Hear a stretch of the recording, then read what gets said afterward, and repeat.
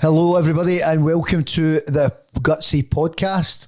For those of you who don't know, the Gutsy Podcast is here to discuss all things inflammatory bowel disease, real people, real stories. The real thing that we want to get out of this is to inspire our inflammatory bowel disease community and empower you guys to go out there and live the best life that you can whilst living with your condition. We see you and we're here for you. So I'm very, very excited to welcome our guest today, a very inspiring young man who has an absolutely incredible story to tell and share with us all on the Gutsy Podcast. So welcome, Brandon Duffy. How are you, Brandon? I'm alright, mate. How are you? All good. Good to see you. Go on. You're joking to make a comment about the tracksuit. On you go. I never said a word, Brandon, but since you bring it up, that is an absolute, as we would say in Scotland, a stoter. A stoter of a tracksuit. On brand, might I say, with the purple. I don't know if it's in shot, but head to toe in purple sweats. Absolutely love it. So not many people could carry that off, Brandon, and I'm pleased to say that you're one of them.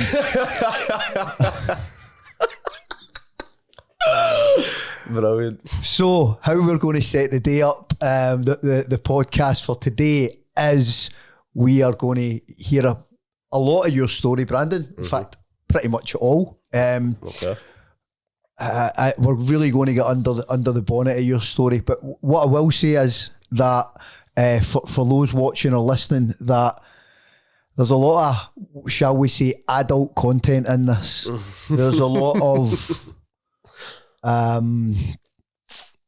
hard hitting stuff, and you know we need to put a little disclaimer on it. I think, Brandon. I think that's fair. In all seriousness. No, we definitely do. Especially some of the things I'm going to talk about later in my teens. Bye. Yeah, there's some serious stories and serious parts of the content.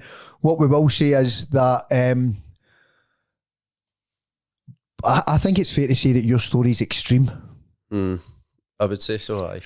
It's very unique, and I think that a fair disclaimer on it is that. For anybody watching or listening, that no, the stories are like this. In fact, this is very, very, very, very rare. But again, it's inspiring. At the Gutsy Podcast, we have a swear rule, which is as much for me as it is for you, Brandon. Not a problem. And for every sweary word, fiver. Right, okay. Fiver in the kitty. All kitty funds to the Catherine McEwen Foundation, since we're a wee bit biased here at the Gutsy Podcast. So, Brandon, I think we just start at the start, to be honest with you. Okay. Tell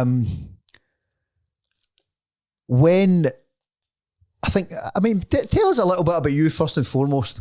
You know, how old you are, where you come from, just a little bit of background on Brandon Duffy, the person, and then we can kind of get in there. Yeah. Right, okay. So I'm 25 now. I've been doing this 15 years. Diagnosed early, just after my 10th, when I was 10-year-old. I've been there, done that when it comes to IBD. I've had all the surgeries, the meds. I'm in a much better position now. I want to kind of start that off by saying that nowadays I'm flying high compared to what you're about to hear from the past. Okay, so you were diagnosed, as you say, at 10 years old, there or thereabouts. When did your symptoms start? So my symptoms started, I think, in probably about the August of 2010, 2011. And What age were you then? So I was 10 at the time when the symptoms first started, and it started pretty much very fast for me when I just went back to school. And it was started off with simple wee things. My farts were dead smelly at first. And I don't mean just like you've had a bad curry. I mean like it smelled like something that died at one point. So nothing's changed. Aye, pretty much.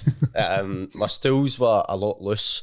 They weren't the best always, but we never knew until later on that there was maybe signs before then. But you never really know because it's a bit of a taboo subject still.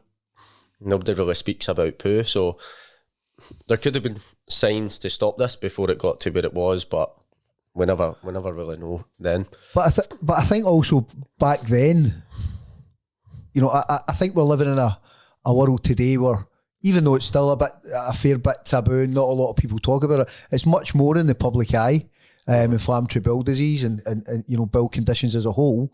But, you know, back then, because it's maybe not on, you know, nowhere near on the radar, you know, there's nothing to really recognise, is there? Well, I mean, it's 15 years ago, and it doesn't seem like a long time. Like, I know people who have been doing it a lot longer than I have and stuff, but even back then, like, when I initially actually got diagnosed, they still said that I never got diagnosed right away because it was an old person's disease. So that just shows you the lack of understanding back, even when I was dealing with it. That statement in itself is mind-blowing. An old person's disease. And that was a medical professional that said that to my mum. We shall not name names. No, we shall not name names. Not. Wasn't it? No, I'm kidding. I'm only kidding. But that's quite shocking to hear, because as we well know, within the inflammatory bowel disease community, it's very much young people and all. You know, inflammatory bowel disease does not discriminate with age, does not discriminate with class, does not discriminate with creed. You know, it's well, I'll come for MD and everybody. Yeah, doesn't matter when. Unfortunately, now lots of hospital visits to get to that diagnosis. It was. So it started with the smelly farts, as it was. Loose stools, those loose stools became very loose, and then they eventually started to be nothing but blood, which led to in and out of consciousness. I was anemic. I was like, I think at my worst at 10-year-old, I was 3.5 stone.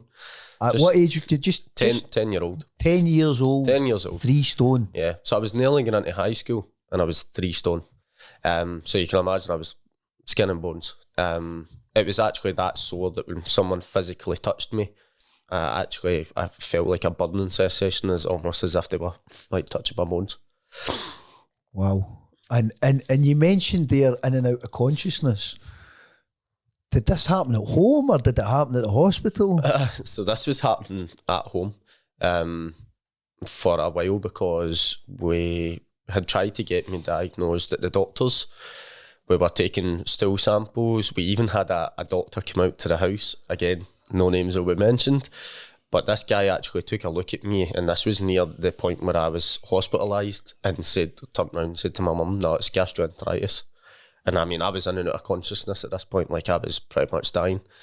So there was holes that I'd fell through right up to the point, and it took my mum getting in to my doctors with a stool sample, and it was just all blood. And the only thing they were worried about was it was actually in the wrong tube. So they were complaining that it was, they thought it was a blood sample and a stool sample, and my mum was trying to tell them, no, that is actually what's coming out of him. And she refused to leave the doctors, and it took my family doctor coming out. She took one look at me and she was like, nah, you need to go to A&E right now. Signed a bit of paper and went up. So for any parents, for your mum at this point, I mean, I cannot possibly imagine the mindset which she was going through, and how scared she must have been watching her, you know, her 10-year-old boy, 3 stone, you know, not absolutely nothing to you, can't touch you, you're, you know, the blood situation, you're in and out of consciousness. And my mum was finding me like that in the toilet, and it got to the stage where she was carrying me in and out of the toilet and stuff. And I mean, pardon me, I was never exactly a big kid. I was always kind of skinny and stuff. I always had a problem with food, but I was because of the size that I'd went. Like my mum was run ragged. Like all throughout my story, like my mum has been my shining beacon, and man, the stuff that she's been through alongside me has been horrific. And I just kind of thinking, do you think that looking back and reflecting on it, that maybe you'd inflammatory bowel disease for quite some time?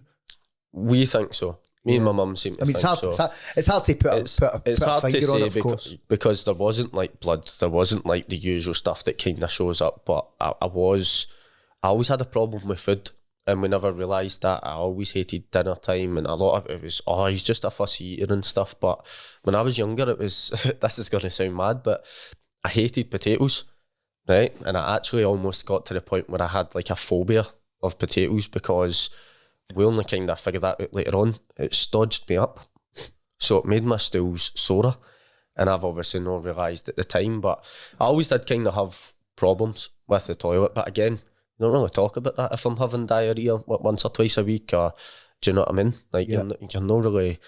And my mum cooked and made all our dinner and stuff. Like, I wasn't allowed fizzy juice until I was 16 and made my own money to buy it. Like, my mum really looked after me and my brother. Incredible, absolutely incredible. But I think one of the things I need to ask you coming out of that is, how are you with potatoes now? I love them. Love a chip. Love a chip. I do indeed. Aye, they're a favourite when I'm bulking up, when I'm trying to put weight on. Aye. So we eventually get to A&E. Mm-hmm. There's a thin line here that you're treading, and is it? I mean, I hate sensationalising things, but I don't think this is sensationalising in any way. It's a bit life or death, to say the least. Well, as we actually find out, maybe a couple of days into me being there, that it genuinely was. Was taken into a lovely wee kids hospital. It was the children's ward in my local hospital, which was dark, gloomy, pretty rough. And when I was in there, they didn't have a clue what was happening with me. Like, again, I says, inflammatory bowel disease back then was kind of considered an old person's disease, and because of the stage I was at before I got to the hospital, because there was so many missed opportunities. Like, I was that severe that they were testing me for Ebola, mad cow disease, SARS, like, you name it, swine flu. Like, I was getting tested for everything, because they weren't getting how this kid was losing blood at his rectum. My mouth was all burst for ulcers and stuff. Like, they were terrified of me. Nurses were coming in like PPE that I've never seen before. I always say it's like hazmat suits. It was nuts looking, and they would try and not come into my room as much as they could. So, do you think the medical team were scared? I think they were definitely, because they hadn't seen that. No, I mean, this was over the course of a month.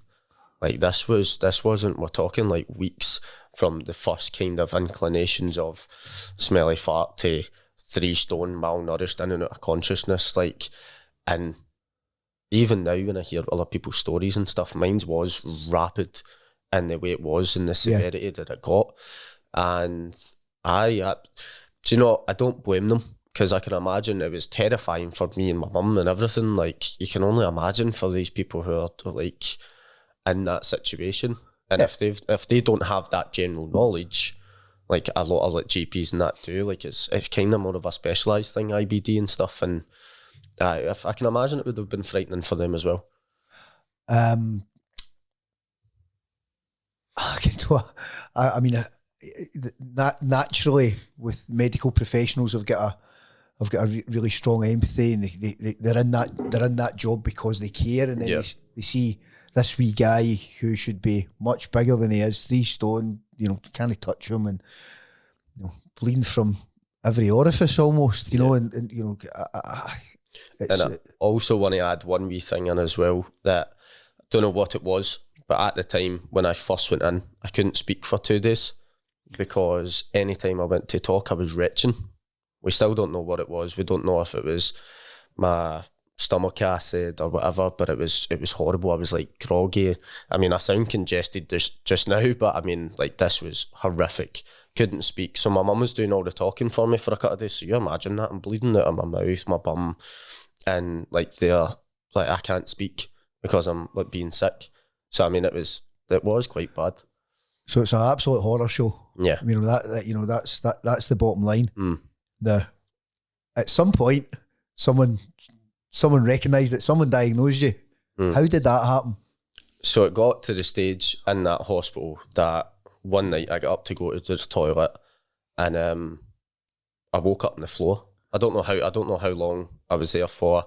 I woke up and there was blood all at my back end, all over the toilet, all down my legs, all on the floor. I just face planted onto the floor. I've obviously got up to do the toilet and I've face planted, and the only thing that kind of came round was the big IV drip. And all the people who have got IBD know how loud they things are, and when they beep and like when the lines like contested. And I knew at that point that I was bad myself, and it came round to it, and I didn't know this at the time, but my mum and my brother and my gran had all been taken into a room and basically said, like, you need to go say goodbye to him because we don't think Brandon's going to make it through in the morning.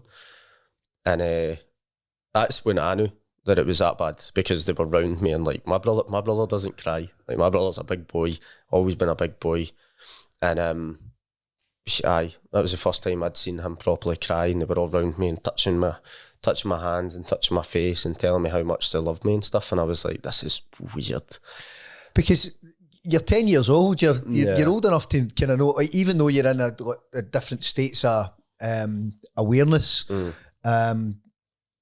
Oh, you definitely, you can tell the difference in the affection and everything. Like, it was mad. And that next morning, I was rushed up to York Hill in an ambulance, which was hilarious. The two ambulance drivers were hilarious. The woman in the front, she was shouting and swearing and everything, trying to get people out of the way. Like, it was such an intense environment, but I can only understand what they have to deal with all the time.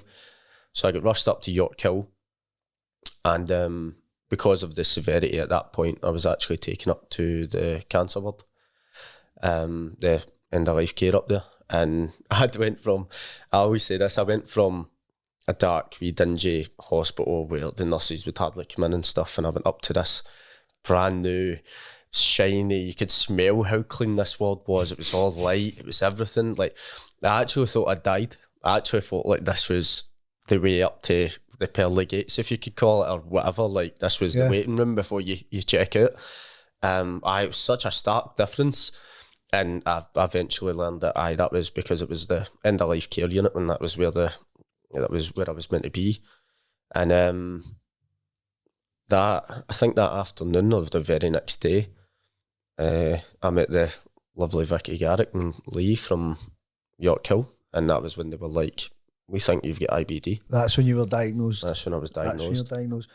So, Brandon, you've just been diagnosed. You've met the team at York Hill, which is the local children's hospital in Glasgow. Well, was then. It's now the Royal Hospital for Children, big posh hospital.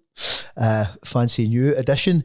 Where you met the wonderful Vicky Garrick and Lee Curtis. Mm-hmm. And they had the Brandon experience. They did indeed. They did have the Brandon experience. So you've been diagnosed. Let's not beat about the bush, as we mentioned earlier on. You were very close to death. Yeah, I was in organ failure by the time I got there. I was in the end of life care unit. Like, I was going to die, and that was eventually when they clicked. Went up to York Hill, was in that ward, and that's when Vicky and Lee were like, "Nah, we seem to think that you might actually have this." Went for camera tests, and yeah, that's when it was. Well, it was confirmed back then that they thought it was ulcerative colitis, UC, because I had, about 40, 50 large ulcers in my bowel, and it turned out that the majority of them had burst, and that's why I was bleeding so profusely. You don't do much by halves, Brandon. No, I've known you for a couple of years now. Yeah. You definitely don't do things by halves in any way, shape or form. All in, definitely. All in or nothing at all. That's the Why one. not? That's the one. So, with the diagnosis, it's obviously turned for the better. Better, right? Well, I wasn't dying anymore. Let's put it that way. It's a bonus. Yeah, I wasn't dying. But that's when all the other stuff started to kick in. So that was, we basically were like, right, cool. So this is what this is. So we're just going to pump you chock full of meds to see if we can get back on top of it. I was on the lovely prednisolone that everybody loves, the steroids, that made me go for 3.5 stone, 6'10", to this wee round, chubby monster. And there was another drug that they don't even use anymore, cyclosporin, which was a big, lovely syringe you had to put behind your tonsils, scooped in, which made me hairy. So I was 10-year-old, hairy all over, hairy back, hairy shoulders, wee round thing. And you sound awful cute. well, this was also the time I was getting into high school, wasn't it? Oh, perfect. And my leavers dance, my mum decided to give me a blue mohawk as well. So I mean, all in. Like I say, it's all in, all or nothing. And it was a feeding frenzy for the bullies when I got to high school at that point. So you got to high school. Mm-hmm. So the drugs worked. The drugs got me stable enough. Yeah. The drugs got me stable enough. We found out that it never worked after a good few months of these meds and everything, and we managed to contain me enough to get me well enough for surgery. Again, my mum obviously been absolutely terrified of all this happening and stuff. Of course.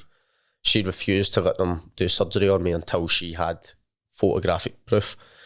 And we went for another scan and took biopsies and stuff, and they showed my mum and me photos, and it was like, you ever see on cigarette packets, and it's like the black tarred lungs. Of course, it's just all rotten. That was my inside. It was just, everything was just rotten. And that's when we decided, right, cool. And I was given my first ileostomy bag at the age of 11. And so are you back at school at this point? So I missed the full of P7.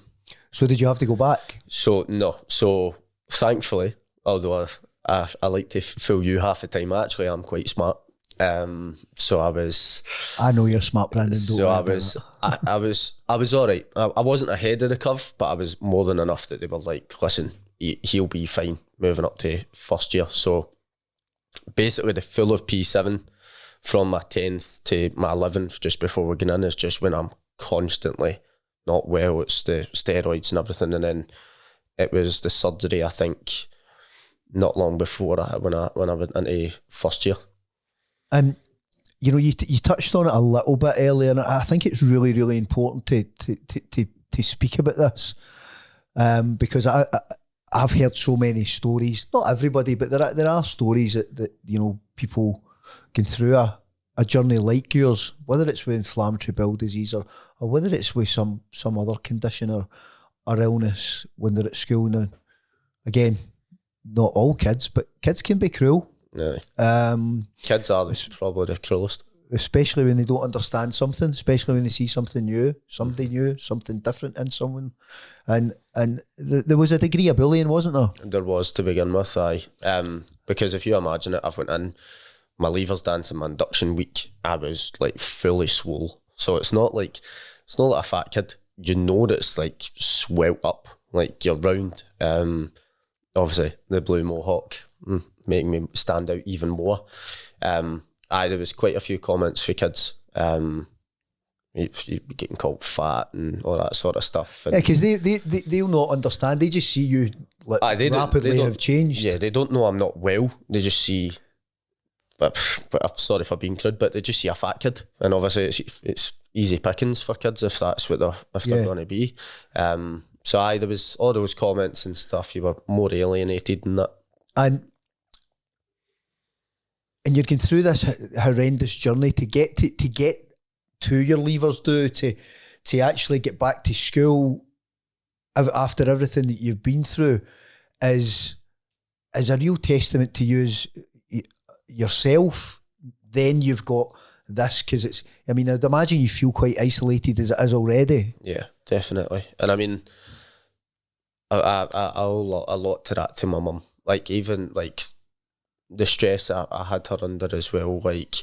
When you're on the steroids, when you're on such a high dose, you're just hungry all the time, and I was constantly asking my mum to make me food, and she's obviously went from I've not been eating for months to then like, oh great, he's eating and we're trying to put weight and all that on, and I basically run everybody ragged basically around me as well, and especially on myself, like it was hard to get there, but once you get there and you go outside, like I'm at a very what would you call that, an age where you're starting to come into yourself and you're starting to realise yourself, puberty and stuff.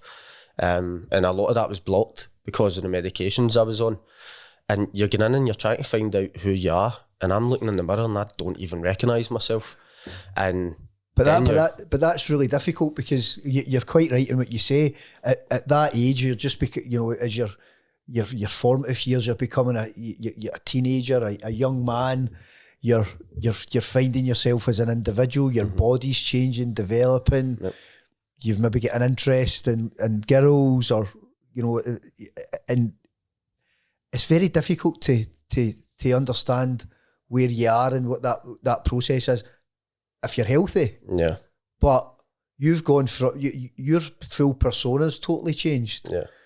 I used to be a wee popular kid in primary school. Used to hang about with everybody, like honestly, like I was super popular, was about with everybody, happy, energetic kid, was doing all these sports and stuff. And I went for that to like having no one. I went back to school and even pals that I'd been pals with for years, like nobody really spoke, or I was shunned by a few folk, or it was some of those ones that were making comments and that. And it's a brutal stage to go for.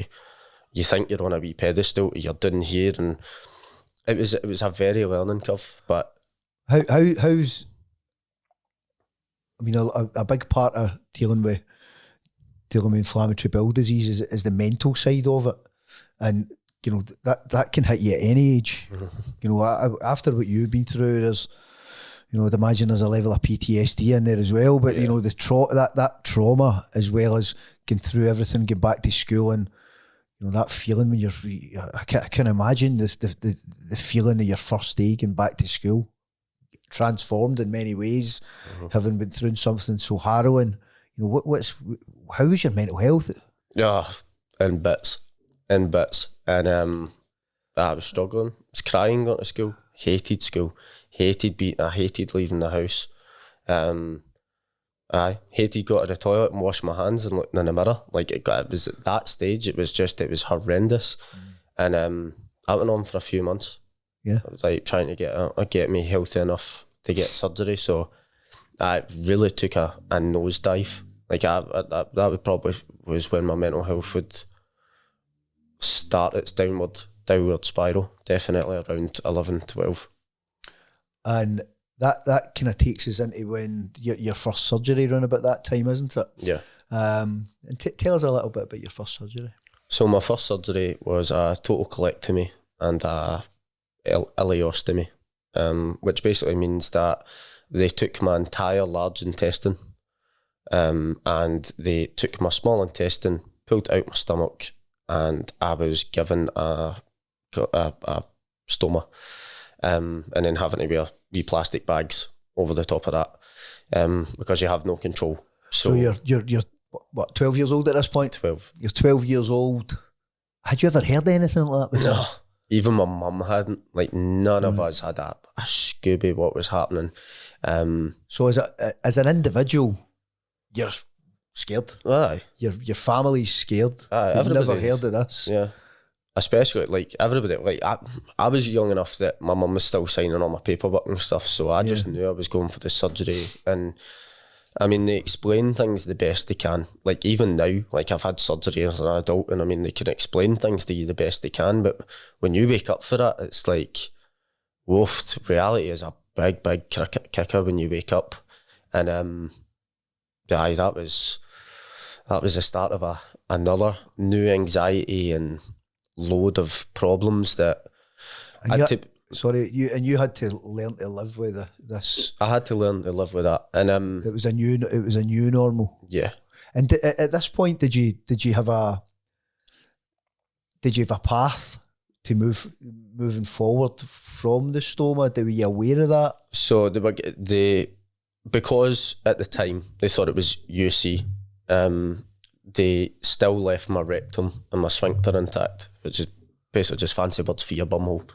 They left me the bottom part. Very fancy words. Yeah, very fancy words. They basically left me the bottom part, and they told me that once they'd cut out all the diseased part, that there was a potential to reconnect me and I would be able to poo again out my backside. So this was obviously something that we wanted to go for, because all I wanted to be was normal. And up until this point, everything has went so awry that it's basically all I was hoping for the full time I had the stoma. And I hated my first stoma, hated it, because it came with so many new anxieties. Like you would think it was going to burst, and the bags back then, like they weren't like they are now. Like there wasn't all these different choices and stuff, and there was like a wee base plate that sticks on and then a wee plastic ring that attaches the bag. That ring was like, you know what it's like with plastic things. You ever had a plastic bottle and you go to tighten the thing with and it doesn't line up again with the top of the bottle? Like that's what it was like sometimes. So you're having accidents and you're constantly thinking you smell a poo, and you're like, it was horrendous. And you were going to school with us? I was going to school with us, and no one knew. No one. I didn't tell a single person I had this. So that's incredible in itself.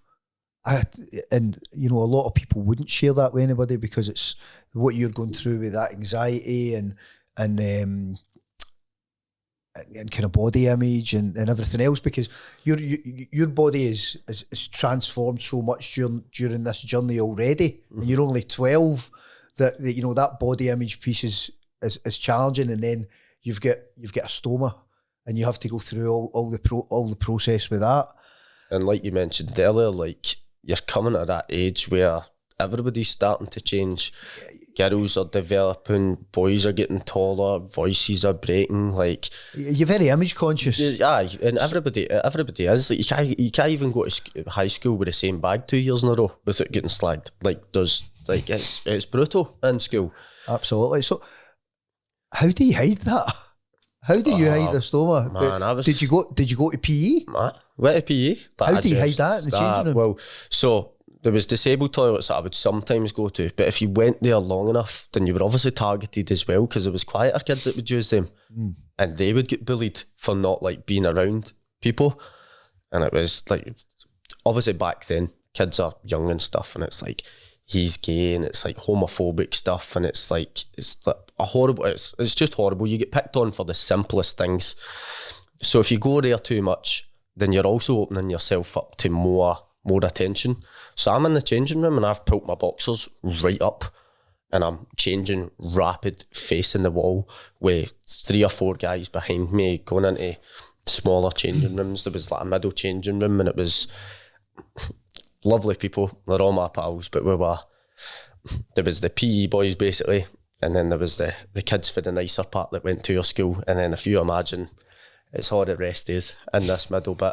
We were fighting and all that, and people were robbing people's money out of pockets and stuff. Like that was the sort of guys I was in with. So I'm in getting changed and ready and stuff, and no one knew. An incredible feat in itself. And how long did you hide that for? That was 9 months. 9 to 10 months. I had that first ileostomy. And wow. That was the anxiety of that was horrendous. Like even now, like I suffer with anxiety and PTSD and stuff, but I have nothing compared to what I was like for those 9 months. Harrowing. Unbelievable. And you went for the reversal. You went for that, and the J pouch that many of the people watching the Gutsy podcast will recognise. Now, I know that wasn't very successful for you. It was not. But again, this all comes down to I was at a very vital age, and you just want to be normal. You don't want to stand out. You don't want to think, like, this is how bad it was. Like, if I get curly hair, I was even combing my hair because people used to like pick up on it and say it was a perm and all that sort of stuff. Like, I was just trying to not draw attention to myself. When I was at school, the guys paid for perms. Nah. Well, you were ahead of your time. Aye, that's it. Well, luckily I don't have to. But aye, so that was that sort of thing. So the J pouch for me was a way of getting away from the bag and being normal, because they told me that I would be pulling out my bum again. So you wanted to be back on track? I wanted to be back on track. I wanted to be normal. That was the thing that was going through my head. But I mean, it's you know, for anybody who doesn't has no understanding of this, you know, that's what you're aspiring to be. Just be normal, just to live a normal life, a normal existence, be a normal young teenager. I don't want to be rich, I don't want to be famous, I just want to be like everybody else. I just want to, it's not even like fitting in, you just don't want to draw attention, you just want to be you. So you get the surgery, another surgery. Yep. So I get the J pouch surgery, and for the people that don't know, the J surgery is they basically put that bit of intestine back in and they connect it back up to the rectum and the sphincter that was left. But what they do is they'll loop it round a wee bit and put it together so that it makes almost like a wee fake holding spot, because your small intestine isn't meant to hold fecal matter. It's meant to just keep moving right through. So this wee J pouch they give you just so it's long enough for you to get to the toilet, pretty much, which in itself never worked any time. But that was for you. There's a lot of people that you know, I know lots of people that have had that surgery, and you know, that it's been very, very successful. And there is a few that I know, and it's a controversial one, because there's people who have it and it works, and there's a lot of people who have it and it hasn't. Of course. And I mean, I'm always up for, whenever I meet someone as well, you should always consider all options and have that choice. Definitely. Always consider everything. So you were going through a lot of pain again after that surgery. Yeah. And it's fair to say that, you know, getting into your teens, that, so how, you know, sorry, I'm kind of digress a wee bit. How long, what was the time frame in you going through that? So you're going for your J pouch, you had the surgery. What age were you at that point? So I must have been around, so it was about 11ish by the time I got the ileostomy bag, sorry. And then 9-10 months, so you're talking about 12, 13, second or third year, in that span. It's a lot to take in such a short period of time, isn't it? You've got a J pouch. That should be really positive for you, but it's not. It's not. It's one of those things where I had the idea of being normal again, that I never actually realised what normal was going to look like with that. And I mean, I never had control. Like, it wasn't formed poos, it was still constant diarrhoea. I was eventually having accidents all the time. And I basically, because you're not meant to hold the toilet in, you're meant to hold the toilet to get to the toilet. And I was at the age where I started having girlfriends, and you don't want to be, so I was holding it in for longer than I should, holding it in school, and I was constantly in pain. Like, I mean, pain that's still to this day is like nothing I've ever compared to, and I was in that for 5 years, pain every single day for hours on end, and it was tough. When you say pain, at what level? It was, I think Vicky had explained it to my mum as the most intense period cramps a girl can ever experience. And like, see the ones that like you're bent over double and you need to just sit there and hang with. I was having them for like 6 years at a time. For 4 or 5 years? 4 or 5 years. Just getting on with it every single day, just doing it. But you're still going to school? Still go to school. Still got to school, and I was eventually at the age where I was starting to go to pals and I was starting to experience other things in life. Well, if you're in pain for hours and hours at a time a day, I mean that's got a massive effect on your overall well-being. Mm-hmm. So I mean, touching on mental health again, you must have been in an undescribable place for me to think about where you must be. Well, I mean, my mental health was like, it's on that slope since I was 12, and it was just getting worse and worse and worse. So outwardly, so you've got your friend circle, you've got your family. Outwardly, what are you portraying to them? Because I think a thing that's a kind of common thread in anybody we speak to, and you know, for anybody watching that knows a little bit about the story of the Catherine McEwen Foundation. Catherine was my mum, who sadly passed away at the age of 37 through effects of Crohn's disease. She was very, very extreme. But even back then, are you okay? I am fine. And you know, working with so many people with inflammatory bowel disease, I'm fine. Mm-hmm. I'm okay. Mm-hmm. And they grimace and they get through it. Mm-hmm. And you know, I'm pretty. I think I'm pretty good at judging when that's a lie and when it's not. So what are you outwardly at this point? Man, it was like I'm denying it, but I'm denying it that well, Derek, that I'm denying it to myself. Yeah, I'm convincing myself that I'm all right. Even though you're in agony? Even though I'm in agony, because I poo out my bum and I don't have a stoma. Like, I'm like every single day, my mind is so warped that I'm believing that this is better. So this is better than what I've been through. So your mindset is adapted to, do you know what, this is normal. Mm-hmm.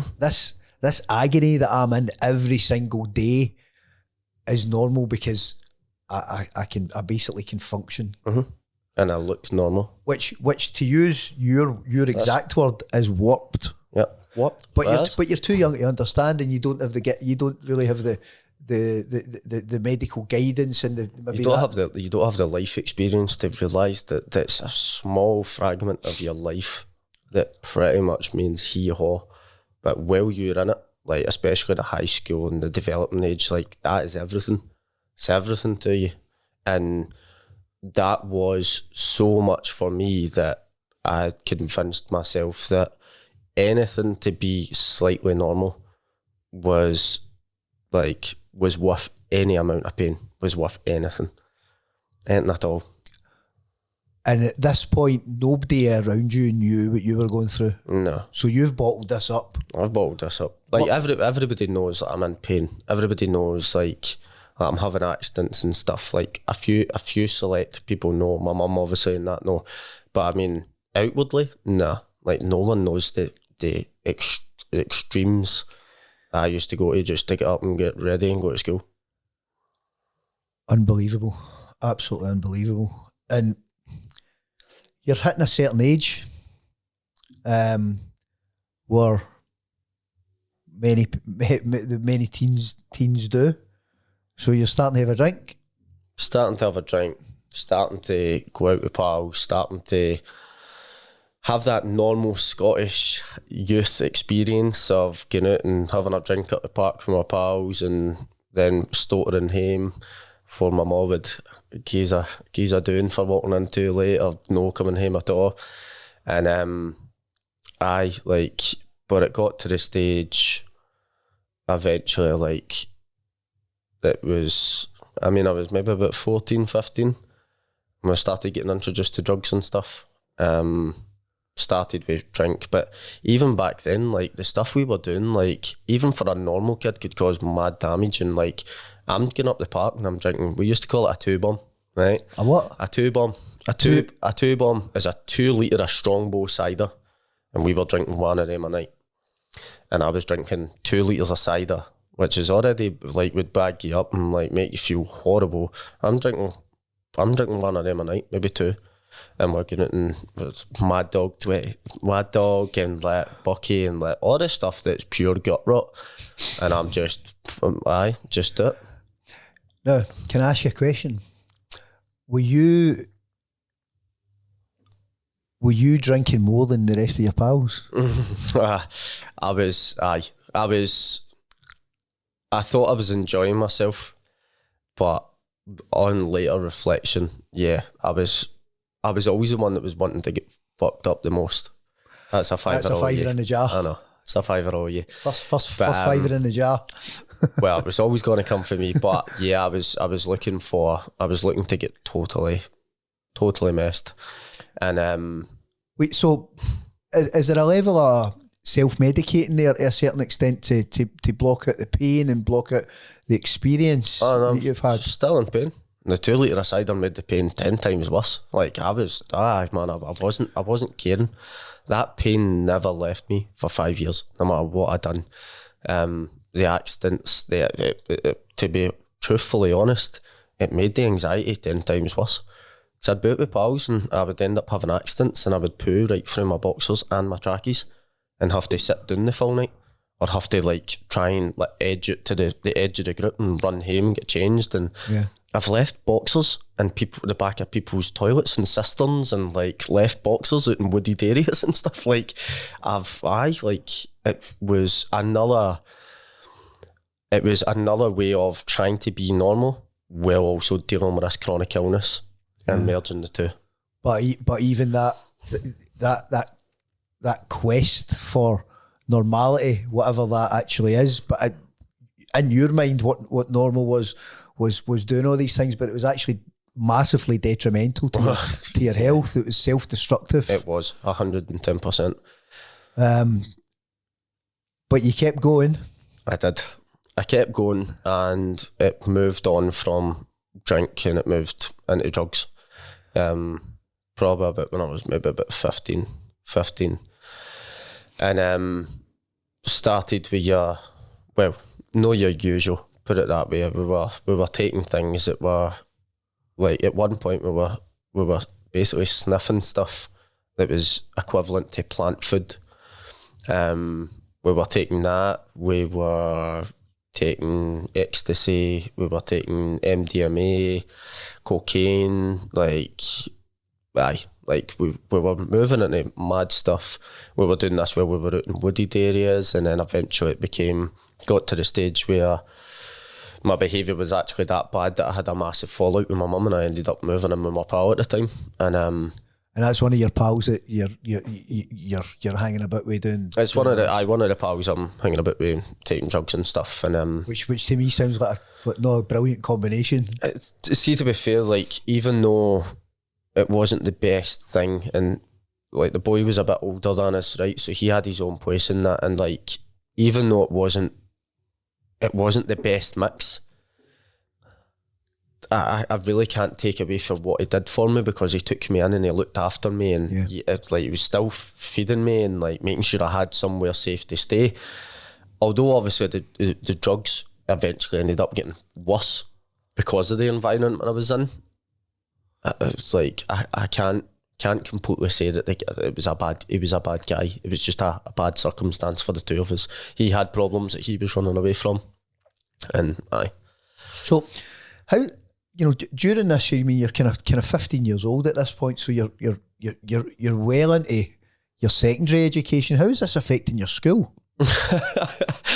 Well, I think. Were you going? I think my record, if you can call it that, my attendance was down to 36%. And I'll tell you a funny story about that. So obviously by that point, the school is really wanting to get a hold of your parents and find out what's happening and like what's thingy. But when this all started happening, I'd actually went into my mum's phone and I blocked the school's number so that they couldn't get a hold of her. For anybody listening, that's not something we would advise. Yeah, stick in at school, because I really wish I did.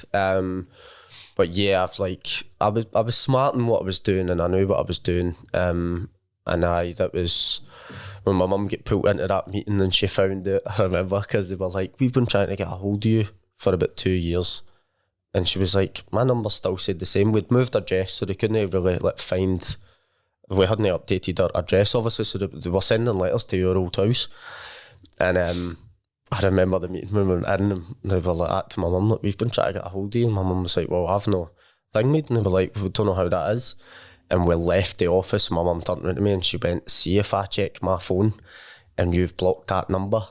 She went, you're in for it. She went, so you better tell me now. Sure enough, I looked her right in the eyes, lied straight to her face and said, nah, I wouldn't do anything like that. And by the time we get home, I had two ringing ears. I bet you. I bet you. So it's fair to say that that between your inflammatory bowel disease and your adventures, shall we call them, your extracurricular adventures, that I was a handful. That you only go to school, but you're running away now.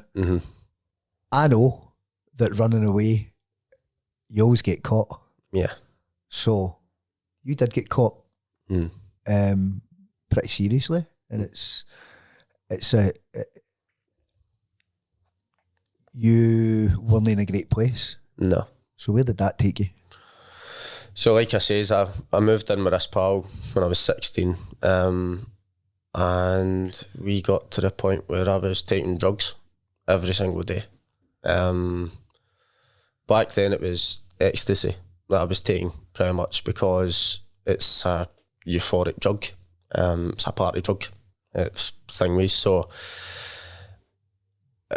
looking back now, I realised that I was taking that to escape from my head. I was escaping from everything that was happening. Mind you, I was still having a bit of pain. Pain wasn't as much as it was, but it was still there. Still having the accident, still had the anxiety, but it was so much easier to deal with.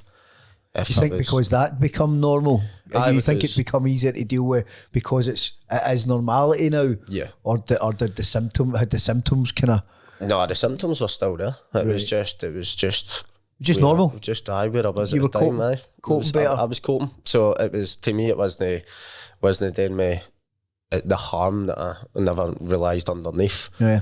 And I got to the stage where I was taking basically 3 ecstasy tablets a day and 2 Ensure Plus drinks, which is the hospital give you for malnourishment. And I was going into the chemist and getting big bags of Ensure drinks, which are basically to fatten you up to keep you alive. And I'm drinking 2 of them a day and taking these tablets, and it went up for days on end. So there's actually quite a strategy there. Aye. And you're taking drugs so that you're not going to eat with that, but you're taking the Ensure drinks that's going to give you a level of nutrients so you can... Basically, they gave me the nutrients to stay alive. Like, I was stick thin. Like, that was probably one of my skinniest as well. Like, I was horrifically skinny. Were you mentally? Because for every up there's a down, Brandon. Yep. And as we know, ecstasy is a very high up. So when you eventually come off, and I mean, I was on it for like weeks at a time. I was only sleeping after like 3 days on a bender, and you're passing it. Like, I wasn't sleeping. My body was shutting me off mentally. And I'd be waking up behind backs of couches and on the flare and just in like mad spots, getting myself in mad conditions. And thankfully my brother kind of spoke to me and was like, listen, like, you're doing some amount of damage to yourself. And my relationship with my mum at this point was horrific. And was it fair to say there was a form of intervention then? Almost, but if they never needed like a proper sit down. It was more of a like, give yourself a shake, man. Well, it's a form of intervention, no matter what way you look at it, because you've got people around you that are seriously concerned about you. Aye, and I mean, so eventually that kind of got to grips, and then as you do, I tried to come back. I had a girlfriend at the time. She wasn't into drugs and stuff, so I mean, like, there was that aspect. So there was people that were pulling me out of that world. And I think, so you're talking maybe about 15 I start, so you're talking maybe into, I think it was 17. I get to 17 and I've finally come off all the benders, and I'm struggling with the mental health, and I'm chopping cheese with my moods, and I'm highly strung and easy to anger and stuff. I was fighting a lot. I was getting into fights and all that when we were out and stuff like that. And it eventually got that bad that one night I just decided, I was like, enough's enough. The pain was still there. The pain has always been there at this point, right? And I'm like, nah, I'm done. I'm done with this. I can't be bothered. Like, this isn't for me. I've tried being normal and it's still not working. And 17-year-old, I hung myself in my pull-up bar.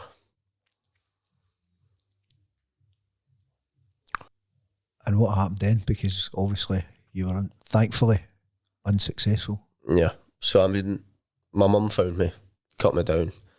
And at this point, there was something that happened in my room. I don't know, I can't really remember the specifics of it. I think a candle had been lit and it had knocked over, and it was seen as I'd tried to set my room on fire at the same time.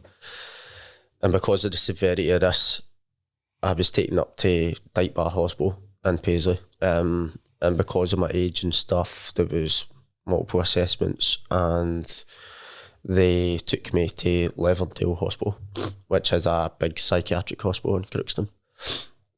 It's outside of Glasgow. So you're 17, you're taken to the mental health facility after an attempt on your own life that they thought was, I mean, that's probably the wrong terminology, more extreme, because I don't think you can get any more extreme in what that attempt was, but they thought that you'd try to set fire to the room at the same time. Yeah. It was like self-immolation almost, so they were like, woof, man, like this boy needs help. So they took me into Leverdale at 17, and I was taken into a ward of people who, at the time, it was a big shock to the system for me, because those hospitals are places for people who, in all fairness to them, just do not have the mental capacity. They just don't. There's very deep-rooted issues mentally. Not trying to diminish from obviously my own, but I'm meaning, like, I was in with people who are schizophrenic, people who are violent, people who are bipolar, people like, and this is when I first delve into, wow, like, it's depression, anxiety I've got, and thankfully not like what else is out there. That must have been a very, very, very scary experience to be put in there, for anybody to be put in there, let alone in the position that you're in. 17, and I mean, I'm a wee bit bigger now, but like, even back then, like, I was still real thin. Like, I was taking drugs and stuff and that, and I mean, like, you're not eating, so pardon me. I'm in there with one of my first experiences. I'm walking in, and because I'm 17 in an environment like this, I always have to have a nurse with me 24/7. And we're walking down to my room. It's a wee single room down the back of the ward. And as I'm walking down, I pass a room, and there's a guy on the floor. He has nothing in his room. A big mat that you would do like PE on. You see like the big blue mats, like those sort of mats, in the corner of the room. And the guy's in a position where he can't walk, he can't talk, he's mumbling, he's like slavering down himself, and there's like a nurse like feeding him a yogurt. And like, seeing that at 17, I'm like, whoa. I'm like, well, I'm really in the wrong place here. Like, wow.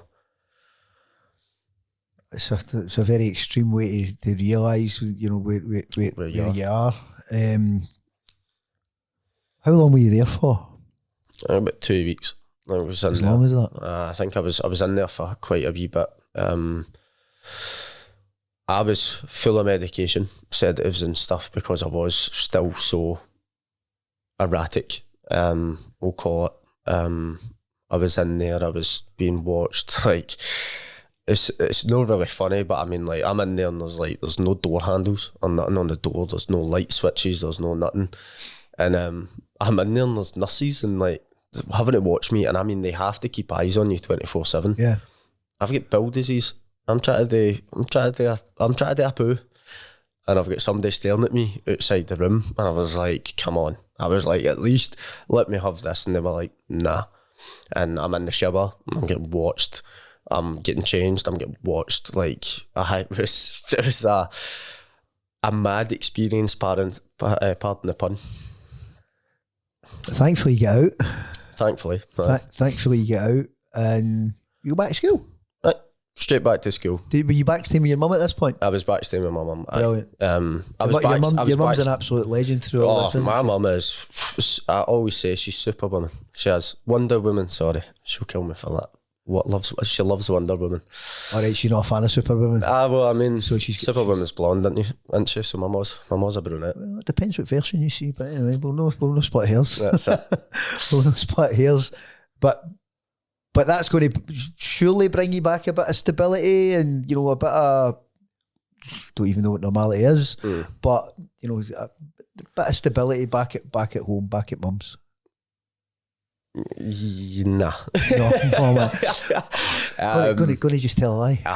Nah, there was, I mean, you try, and I mean, my mental health was in a better place. Like, this was the start of like antidepressants and stuff, like all those sort of have drugs. you been through any therapy at this point? So, when I was in York Hill, so you're talking maybe for about 11, 12-ish, I'm under the care of a psychiatrist, but so the way it worked back then was, there was a psychiatrist and then there was like an understudy almost, and I was with the understudy, Amy, absolutely lovely human being, and she would work with me while Dr. Lockhart would be with my mum. So my mum was getting like help and stuff at this point, and yeah, so because see the thing is, and I think you just touched on it a little bit there.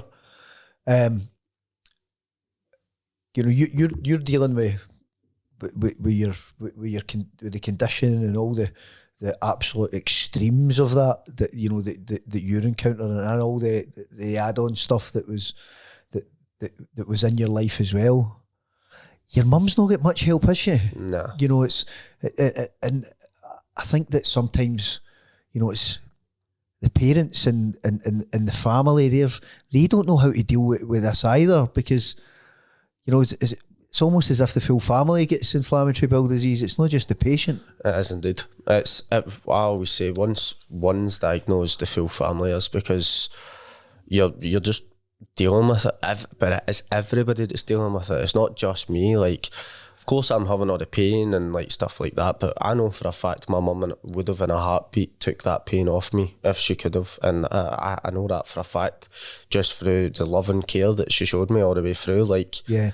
It was a horrific time, and it put my mum in a lot of stress. Like, my mum was off at times, and we're talking like my mum was up at the hospital, like staying with me for like weeks on end, and like having to take time off work and missing car payments, and like I only know now, being an adult, the stresses of everyday life that my mum had to deal with that on top of a kid who was at the best of times, like on death's door. Like, it was man. Horrific. And then as you get older, it's fair to say you were a handful. Yeah.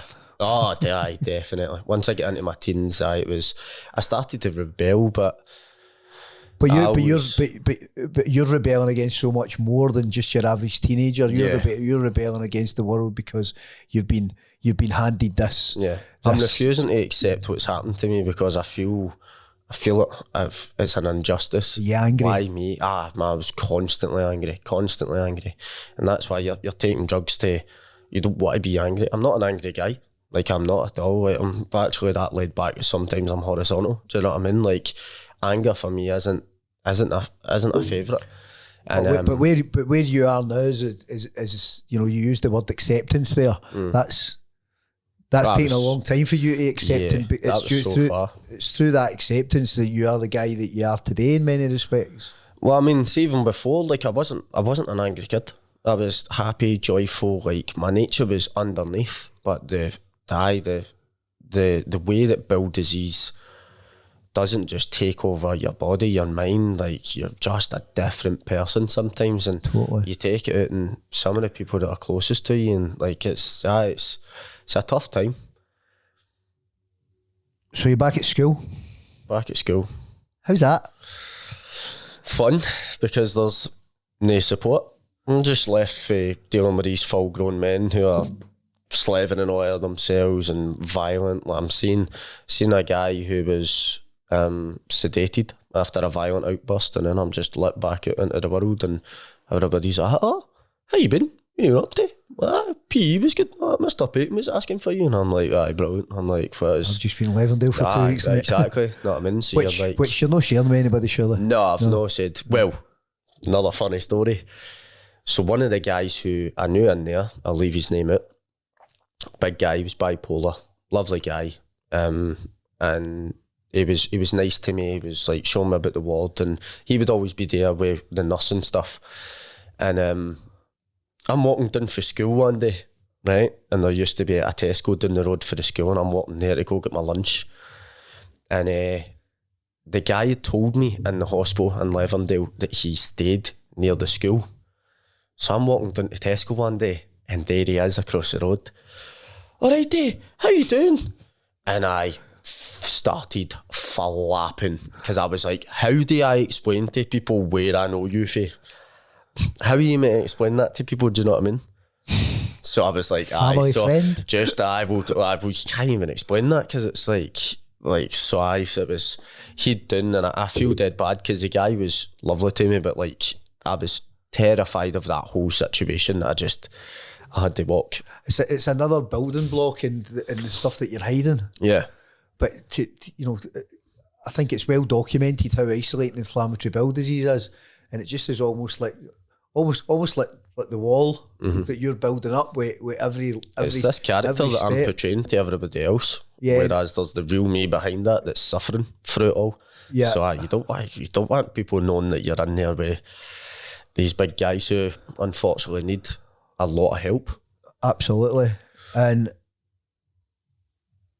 through going back to school, your health still is... Still horrible. Still pain, still accidents, still everything, still really struggling.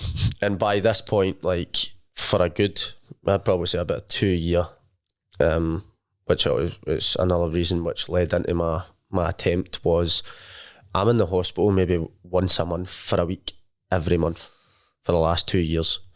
And like even that takes a toll. Like I'm in there, and I'm in there with full grown men, and it's different situations. Like you're in there with full grown men who, I was in wards with people who had like liver failure and stuff, and like you're seeing things. There was people with dementia. You'd be woken up by people screaming at 3 a.m, help me. And I think you've probably touched on something that's really quite relevant now, not just then, and it's something that I'm a big believer in, that we really need to address.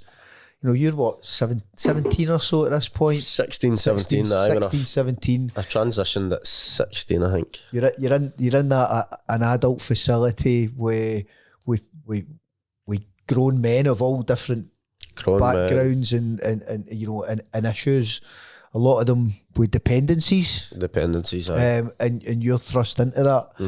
You know, let's face it, you're a wee guy. Yeah, I'm a wee guy. That's the bottom line. No matter what you thought at the time, you're a wee guy. Aye. And there's a big, there's a big train of thought to say that for want of a better phrase, adolescents, that kind of those young people, if you will, from the kind of late teens into early 20s.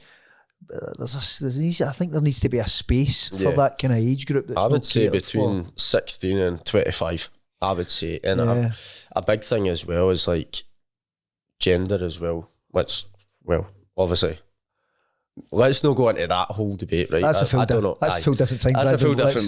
That's the thing. We've only got about 20 minutes left. Depending on what you identify, whatever. You're more vulnerable to certain other like genders or whatever, and that needs to come into factor as well. Because I know there's like girls, there's boys, and whatever things that they're in with mix. And I've heard some horror stories of like seeing things, and I've dealt with some things, and like I thought I was alright, and you're seeing things that you just shouldn't see. Yeah, I think that's that's definitely a bit of work that the NHS needs to look at. Most definitely, you know, from the stories that we hear, there's some horrendous stories there. But you were to get some not so good news at the time. Yep. That everything wasn't working. So by this point, they've been trying me all the MABs, I like to call them. Uzbekimab, adalimumab, infliximab, like everything. You're having injections, you're having infusions, you're having azathioprine tablets. I also want to bring up as well is I wasn't taking my meds while I was taking all these other substances, which these other substances are detrimental to normal people. I'm not taking the stuff that's meant to keep me stable on top of that. Okay, so to be clear, you stopped taking your medication, which is not a great idea at the best of times. No. In fact, at any time. Yeah, you do not stop your meds unless told. And your pills, thrills and belly aches all the way along the other line with all sorts of weird and wonderful narcotics. Yep. Which actually led to a funny encounter with Vicky Garrick years ago. And my mum basically, in my eyes at the time, basically grassed me in because I went into the appointment and my mum basically says, he's not taking his tablets. And Vicky was like, why? And my mum was like, because he's taking ketamine instead. And I think that's the first time I've ever seen someone who wasn't my mum freak at some of my behaviours. Because you know what, these guys care. Oh, they do. I know the team that a lot of the team that looked after you. Mm-hmm. They care. Oh, they are wonderful human beings. You know, they're super passionate about it. Yeah. And when they've got this wee guy who is an absolute, he's a bomb scare. Aye. And he's no doing... To put it politely at this point, man. I'm being very, very diplomatic and not want to put any money... I was going to say, I'm joking to get a fiver out of you, by the way, for this swear jar. No putting money If I'm the first one to put it in, I'll be disappointed. But yeah, you've already put it in. So... I hear so many stories of kids of that age not taking their medication. Now, I think we need to be clear. What's your advice now? Kids, teenagers, adults, you do not stop those meds. Those meds are there to keep you in good enough health. And it might be actually to keep you going. Like, you don't realise why you're taking them to the full extent. Yeah, they'll say it helps with inflammation and stuff and immune suppressants to keep you thingy, but you don't realise stopping stuff like that can bring really, really bad side effects, and it's so dangerous. Yeah, and even worse, stopping them and getting full of narcotics for days on end. But anyway, we'll not dwell. That's not. We need to move on, Brandon, to... nothing's working. No. What's the resort? Where are we going? So, obviously, I hinted on how horrific my experience was with the first stoma, and I really didn't like it, and I told everyone that I would potentially kill myself again if I was ever faced with the option. But because of the way that I was left, and I was in and out the hospital and all that all the time, it was at this point that I actually realised that back then I didn't have any symptoms with the bag. I technically wasn't ill, and it took a lot of time, especially being in the hospital for weeks on end. Like, it was the majority of those times that I realised that, right, okay, this is what's I think is going to be the saviour, because the meds weren't working for me, and I knew the bag did, and yeah, one of the lead gastro team at the hospital I was in at this time were like, right, enough's enough. Like, we need to talk about the possibility of a permanent ileostomy. And it's at this time that they actually realised that all that pain and cramping stuff was actually because Crohn's disease was in my small intestine as well. Not doing anything by half, as we've already established. Yeah. We're bringing Crohn's disease in for our Brandon Duffy. The theme of my life. Where do you sit now? I mean, you're what kind of place mentally are you in at this point? You're you're looking at permanent stoma. At this point, I'm defeated. I'm not fed up. I'm not. I'm depressed. Obviously, like I'm like still struggling and stuff. But the best word I would say, I was defeated. I eventually came to the fact where I was like, I've been doing this so long and trying to kid on that I'm normal, and I think a lot of it helped when I came out of high school and I realised that I don't even talk to half of these people. I don't care what they think. Like I need my own life and I need a quality of life, and I didn't have that without. And I agreed to have the surgery, and I had my permanent ileostomy shortly after my 18th birthday. Big moment. Massive. Brave. But that realisation, I mean, you're quite stubborn, just out of curiosity. It's taken many years to defeat you with a realisation that... when I have something in my head, I will do it until the wheels fall off. And the wheels were falling off. Basically, my small intestine was rotting at the bottom. Yeah. And I was like on the verge of sepsis daily and stuff. Like it was getting to the point where the J pouch was going to kill me because I wasn't doing what I was doing. I was back to the start again. Yeah. So I think knowing a little bit about your story, but I'm always shocked. Well, no, I'm not shocked because I kind of get used to it now. That's an absolute lie. That's a lie. I can't tell a lie. Every time we go over your story in some way, shape, or form, or you're talking at one of the Catherine McEwen Foundation events, there's always a new bit that comes in. I'll say it's not new. There's another part that you've maybe not shared because it's. I know we're getting in depth in it today, but there's to anybody watching, there's so much more than this. But as far as the stories, that part of the story that I pick up is, this is the turning point in Brandon. This is, when you get that permanent ileostomy, and there's still a little bit of a journey to go, but we're going in a more positive traction, if you will. Yeah. And tell us, after that, I know that you found the gym.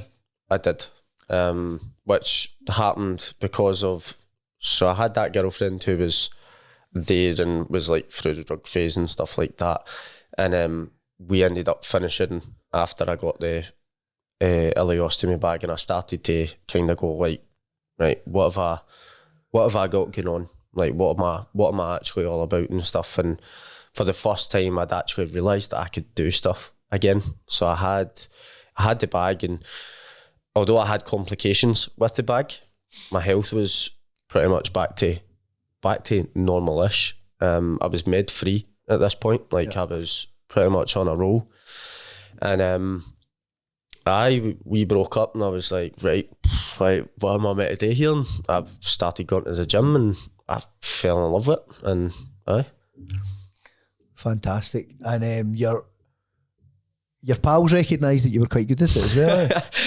So it got to the stage where I was there constant. So my pals were like, what's so good about this? Because I mean, I'm there 5 days a week, 2 hours at a time.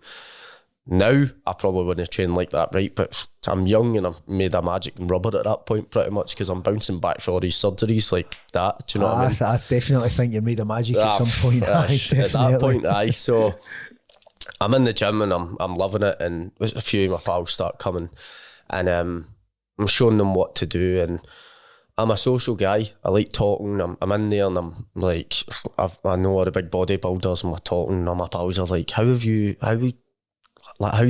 know that people in here? And I was like, because I just talk to them. Like, I'm in here all the time, so I might as well. And I start talking to my pals and I'm showing them what to do. And it was actually one of my best pals who was like, why don't you go into coaching? Why don't you do this? He's seen a passion.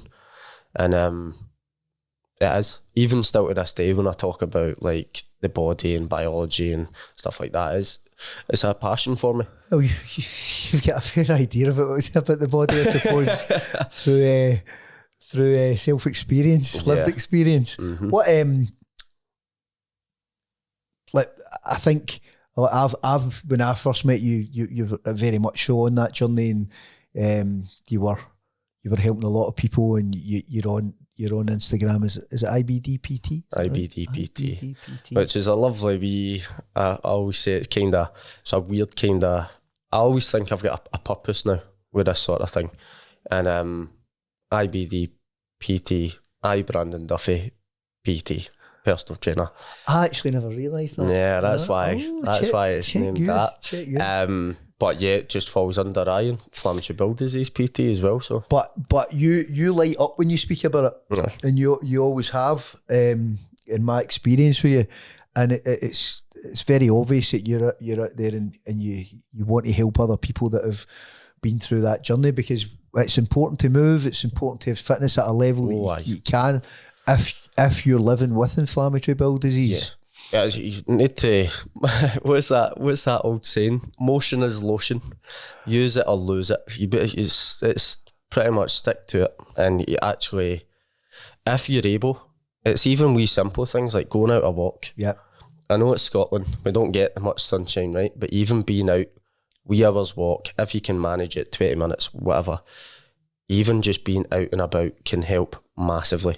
You've got your permanent ileostomy now, Brandon. You're at the gym. You're enjoying it. You're taking your pals along, and you're kind of training them a bit, aren't you? Yeah, pretty much at this point. And I mean, so you're a PT with the qualification at this point, and the wage, everything else. Just I'm pretty much just showing them what I've been shown. Yeah. Off of YouTube and stuff, and that's how I learned. I just eventually went and learned myself, and I got to the stage, but at this point I've got the bag, but complications from that surgery, I was left with a hole from where my rectum used to be. So they usually give you what's called a Barbie bum, or I like to call it an action man arse, and it's basically they sew up your back end. Hang on, are we qualifying arse as a swear word? No, that's another fiver. I think that's another fiver. That's better go on a fundraiser then. It better not sit here the full time. Oh no. We'll absolutely be donated on the website, Catherine McCune Foundation. You've got to do that to me there. Do you know what? That's fine. I don't mind donating. It's a wonderful charity. Okay, right. Well, you owe a tenner now, just so we're clear. That's fine. No problem. Okay, that's my arse. So basically they try to sew up the back end, and for whatever reason there was a few other things that happened in the hospital, blah blah blah. It burst open for me, and I was left with a 10cm hole from what would have been my old bum hole right through to my abdomen, and I'm dealing with this. I'm 18, I've got the colostomy bag, but I'm also wearing women's sanitary pads at this point. So that's another aspect of I'm going into adult life, and you're trying to go to the dancing with pals and stuff, and I'm kicking about with sanny pads in my back pocket, and my pals are kicking about with sanny pads in their pockets and stuff like. But there's one thing that I like about that story, bizarrely, is the fact that your pals know it and they support you, and you know there's that massive acceptance and almost a bit of, it sounds as if you're having a bit of crack about it. Yeah. No, it's pretty harrowing for you to say the very least. Yeah. But the fact that they're accepting, it's you. It's part of your being. Mm-hmm. And I had a great group of pals that did so.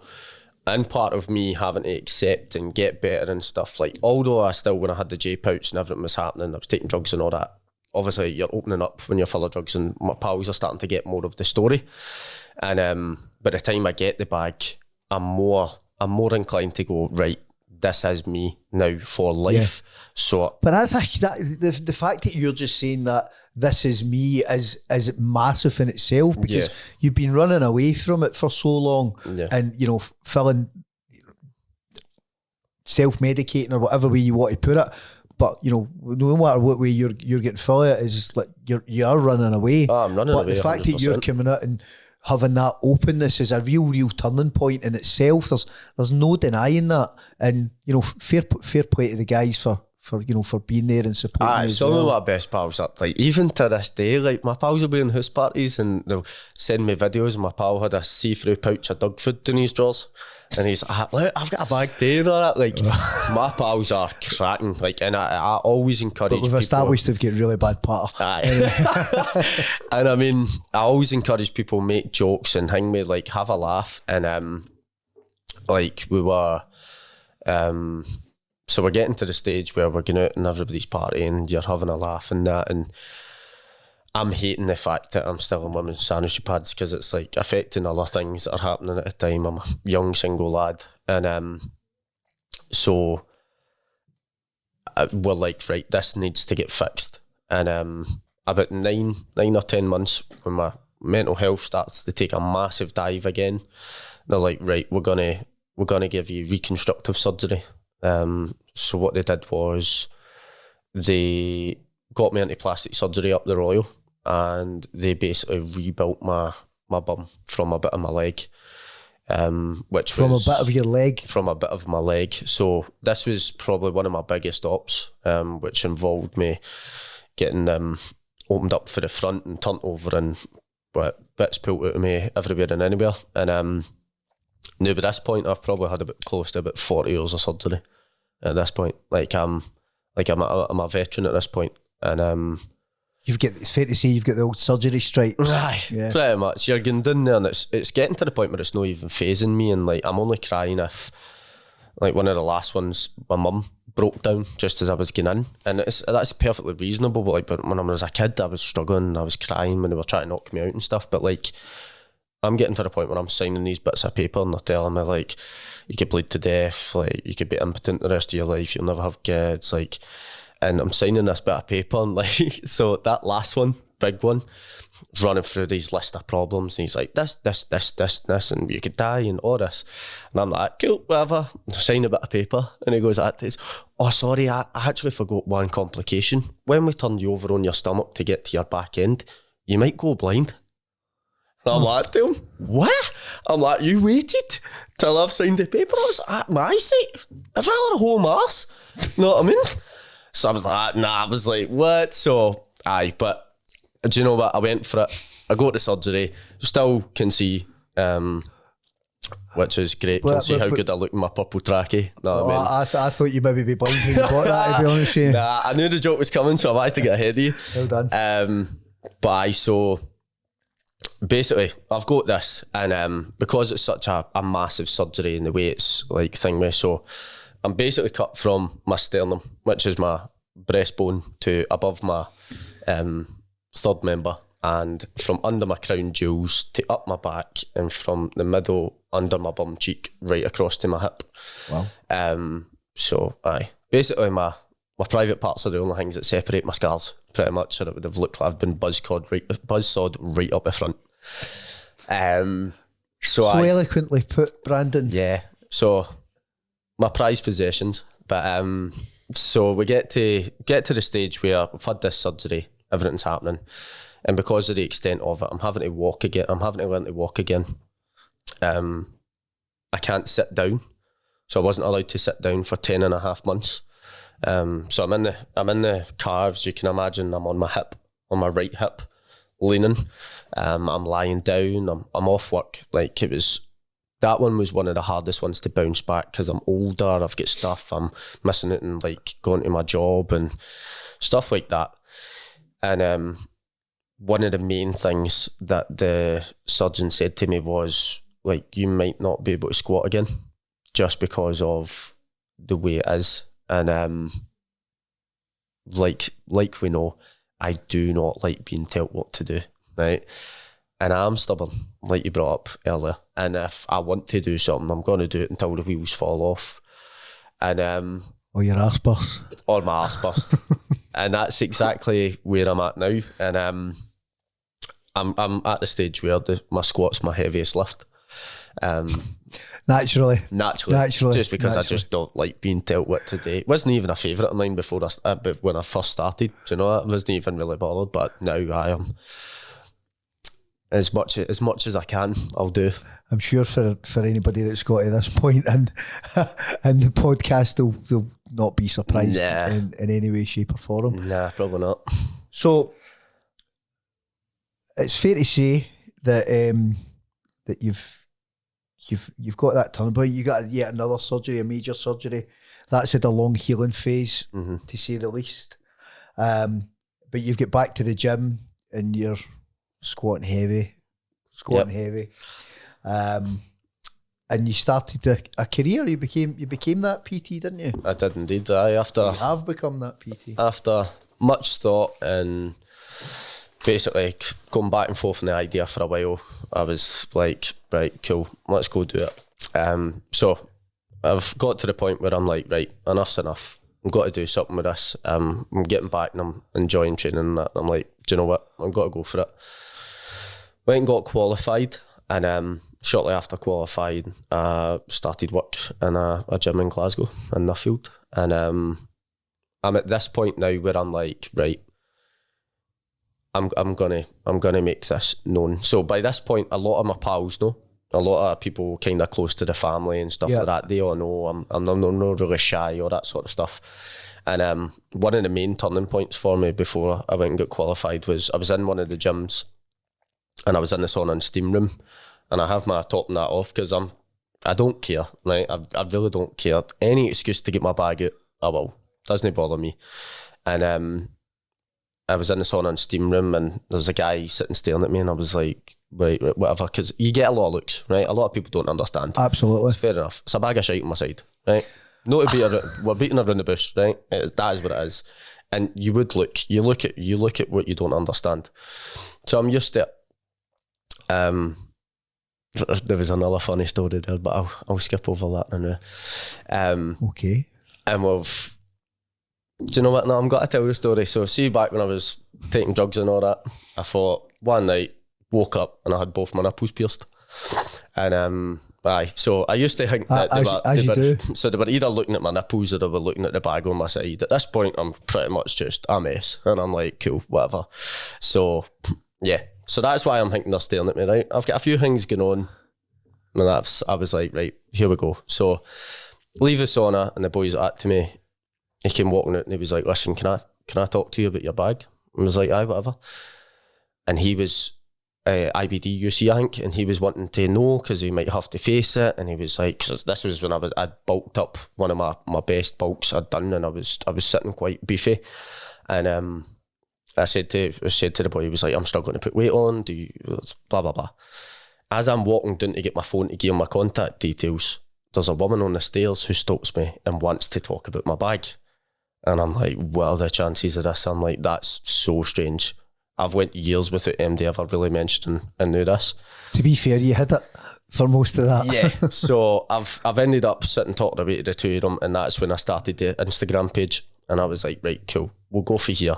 Then I started the PT because I was like, we're all in new, Instagram's here. Started working in the field, and I'm like, right, cool, now it's the time to let everyone know. Even if I've got my top on because I'm on shift and stuff, like let's just think with. So got talking to a couple of guys who I was training with and stuff, and a guy wanted me to meet I think it was his son's girlfriend. And then all of a sudden he turns around one day to me and he's like, nah, I've got somebody I want you to meet. There's this guy that I have coffee with in the village, and he's like, I want you to go meet him. And lo and behold, here am I sitting right across the table for you a couple of years later still. Aye, it's a day I regret deeply. No, I have to say, Brandon, I've known where you've come from and the fact that you've shared such a pretty powerful, dark story with us, but the Brandon that I met and know well as well as I think I want to. Now, and I've heard loads of stories loads, and you know, each one of them's inspiring, in their own way. Yours, I mean, I said it at the start of the show, is really unique. It's very extreme, and we've really just scraped the surface of the Brandon Duffy story. But there's hundreds more. But what I will say, over the period that you've become an ambassador for the Catherine McCune Foundation, because you're inspiring, and the fact that you're taking on, you know, that mentorship of people that are going through the journey, and how you speak to kids of all ages, adults, and you know, and I know that you speak quite often with parents as well. You speak at our events. They look at you and they think there's no way that guy's been through that, because they can see, you know, the total difference in you, and it's something that's really quite incredible. So I really need to take my hat off to you for that, and I feel really comfortable complimenting you. I was literally about to say that must have hurt there. No way, no, not at all. Credit where credit's due. You will only go on to bigger and better things, and you'll only inspire more people. I want to say as well, thank you, because in the time that I've worked with yourself as well, like I hinted on it earlier, like it's the first time that I've actually felt purpose in my life, and I mean it's gave me something that I can never repay you back for. And oh no, we'll make sure you do. Well, you're a tenner already, you know what I mean? So we're already chipping into my pockets. So, but I mean, I just want to say thank you, because the stuff you do as well is absolutely incredible, Derek. And I don't think you realise that half the time because you're so busy. But it's fantastic what you do, and I'm so thankful to be on board. Yeah, but that's about you. Moving on. So before we finish up, and you know, I could talk for. We already have talked for hours, but we could talk forever and go really in depth, and we'll definitely get you back on in about 10 years. You've got some fundraising action coming up. I do indeed. Tell us what you're up to. So I'm doing Tough Mudder at the end of this week. I've got, what is it? It's a knockout with yourself. You're doing It's a Knockout as well. Which you only let me know last night. Well, the fact that you've got a couple of months' notice is quite remarkable. Good, I know, compared to, what was it? How much was the notice actually in one of the speeches you gave me? 3 days or something? The first red top ball. 3 days you stepped in when somebody fell ill, Brandon. That's what happens. Well, you stepped in. You stepped in well. You came and you did brilliant on the night, and you were very drunk, I have to say. So we're looking forward to Tough Mudder at the weekend. Yep. You know, there's a big team from the Catherine McCune Foundation headed up there. So we're looking forward to that and meeting everybody, and we're also looking forward to It's a Knockout that you're taking part in. And you and your brother did a fantastic fundraiser last year that I thought was really pretty admirable. So tell us a little bit about that. So end of last year, 2023, the full month of December, me and my brother decided to do 4 miles every day. Just raising money. The whole fact was I wanted to show that there's no days off from this illness, like there's not. And we were out, and we were even Christmas Eve, Christmas Day, Boxing Day, New Year's Eve, like we were out. Like I was out no matter, like it was, the sun was out, rain, I was out in thunderstorms, like it was mad, but every single day I was just happy to get it done. And it was one of those ones that I realised that thankfully I'm at a bit of my journey where I can do that. Like it's great. Yep. And again, I think inspiring. I don't think people actually, unless they've actually done something every day like that, actually realise the level of commitment in it. And the level of commitment even to do it over the festive period is quite incredible. But it's something that you touched on there, is inflammatory bowel disease doesn't take a day off. No, it does not. It's there. And even hopefully your good days are more than the bad days. Yeah. But it's always there. Even on my great days, and I have so many now, like I'm still dealing with it every single day. every single day. I still have the reminders, I still have the scars, I still have the PTSD, still there. And how is the mental health? That's good, really good. I owe a lot of that to Avro as well. She is an absolute angel on earth. And for those who don't know who Avro is, who is Avro? For those who don't know, Avro is one of the psychiatrists that work with the Catherine McEwen Foundation, and she runs the mental health support side, and she is fantastic. I have to agree with you. She is. And lots of people. Phenomenal human being. Lots of people out there who know her, either professionally or personally, would agree. Yeah, we've got a wee bit of fan club for Avro. Yeah, we She's do. Great. So we're going to finish up, but we've got some kind of quick fire stuff for you to kind of Cool. to get into. Hit me with it. So top 3 tips for living with IBD. Always be prepared. Whereas that's always know where the toilets are. Stuff with people who have got stomas and stuff. Always bring spares. Have spares lying about. 2, it's alright to not be okay. If you're feeling fatigued, if you're feeling down, take those days, take the rest days, phone in sick to work. You need to take care of yourself. And 3, don't feel as isolated as you do. That's a big one for me because that's what I've done my full life. Let a few people in on your story and you won't be judged. Like, you need that. You need a wee support group. Absolutely. But I think that's brilliant advice. I think they all have massive merit, but that just sharing, let people know, let people in, don't be alone is massive. 3 most frequently asked questions. I bet you know one. Do I need to be PC here? Listen, this is raw. Go This for is it. raw. If you swear it's in the jar. The first thing I always get asked as soon as I say I've got a bag and I've got no bum is, what if you were gay? What if I was, yeah. Really? Which is, yeah, it's a very inappropriate question that I get asked all the time. How did you know you're not gay? Well, with a purple trackie, people actually might think colour-wise, but I never noticed. that's one of the ones. I'm awfully colourful. But that's majority of the questions I asked most of the time. One of the other ones is, can I pee in the bag? No, I cannot. It's just poo. And the third one is, does it hurt? That's probably my 3. Does it hurt? No, it does not. That wasn't the one that I had in mind. Was that not the one you had in mind? Nah. Well, that's aye. All right. I'll admit that I was wrong then. I didn't think. I thought people would asking you if you were shagging. Well, that's aye. But you're not, because you're not good looking enough. Nah, I'm not good looking enough. I mean, purple trackie tends to scare people off. Yeah, the purple trackie. 3 things that annoy you.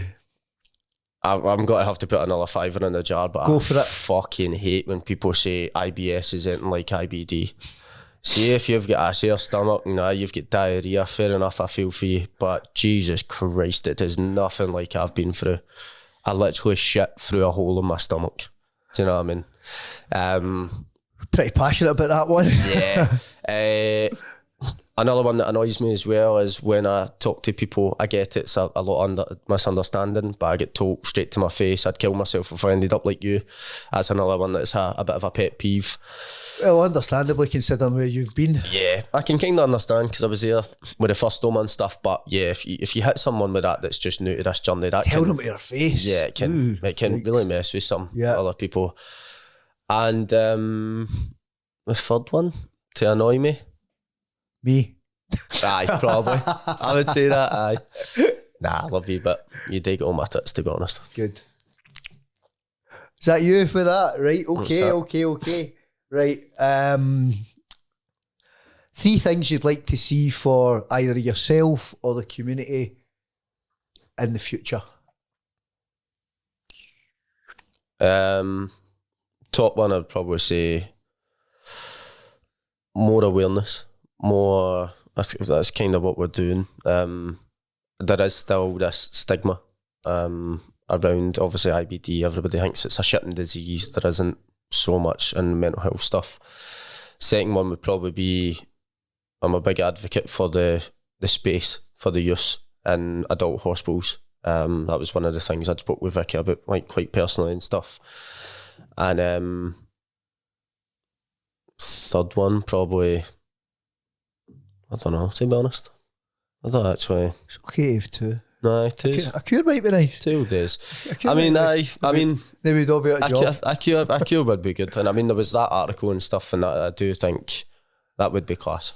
I do think it would be class. So we did have that recent article, and that's a phenomenal bit of research. Oh, there is. I felt that the press on it was a little bit too sensationalised. Yeah, because I mean, it is biomedical, and it is about it's definitely going to help with targeting inflammation, and it's like 100%. But like, we still don't know what 100% causes this. There is still food. There is still like drinking drugs. There is all these other things that aspect into stuff like that. So, I had quite a number of people contact me. You're out of job in the next 5 years. That's cured. Listen, I would love to be unemployed. That would be absolutely fantastic, to be honest with you. And if we had a cure in my lifetime, it would be absolutely phenomenal. I would love to. Don't get me wrong. I would absolutely love to see it. It would be bittersweet for me, obviously, because I'm at a different angle, but.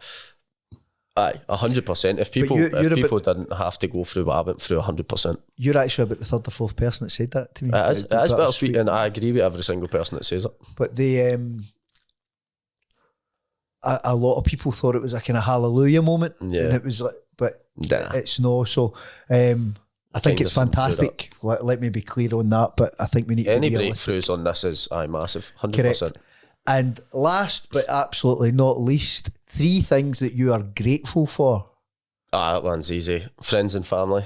I love my friends and family. My health now. I'm so grateful to get up and every day and be able to get out and do what I need to do. And 3, the charity. I love the work that we're doing. I love my role in it. I love to see what's going to happen in the future. And I mean, part of that must mean I must like you underneath. It's fine, not to. Join the queue. Join the queue. No, Brandon, just by closing up, thanks so much. I think the journey you've been on is absolutely incredible. The fact that you're here is incredible in itself. The bravery to get to where you are personally, but the bravery to share your story is just, it'll inspire so many people. It'll empower so many people, and that's what this is about. It's like, having conversations that are uncomfortable, that are uncomfortable to tell, but uncomfortable to listen to as well. 100%. And again, I think it's real life. You know what I mean? There's no point in sugarcoating this. Like, it does. It affects everything, and I'm so grateful to be on the day. It's been brilliant. We have just scratched the surface, and we will look forward to speaking again. Thanks a lot, buddy. Not a problem. Cheers. See you. Thanks to everybody for tuning into the Gutsy podcast, brought to you by the Catherine McCune Foundation. We'll look forward to you joining us for the next episode.